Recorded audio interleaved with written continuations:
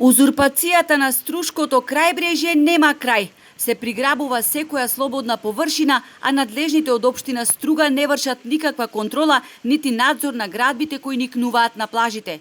Крајбрежјето не е приватен имот. Револтирано реагираат собствениците на 260 апартмани во Еврохотел, пред чиј објект се изградија угостителски објекти, а плажите се послани со лежалки.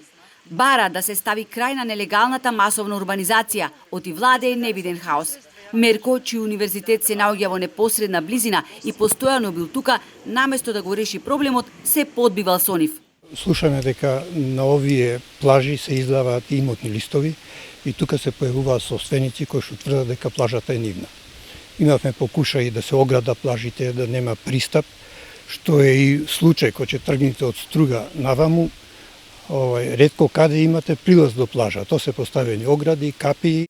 Тврдат овие што градат овде Шанкови дека земјиштето го имаат добиено со денационализација и на телефон ни покажуваат од 57 година што имале овде по крајбрежјето дедо баба и до ден денеска дека сега го денационализирале и дека сега плажата е нивна. Јас се познавам лично и со градоначалникот и му реков ова не ви е во ред. Ама ова ќе ви биде гратис. Како гратис? На наше земјиште? Како гратис? Ова е плажа за сите. Според законот за води,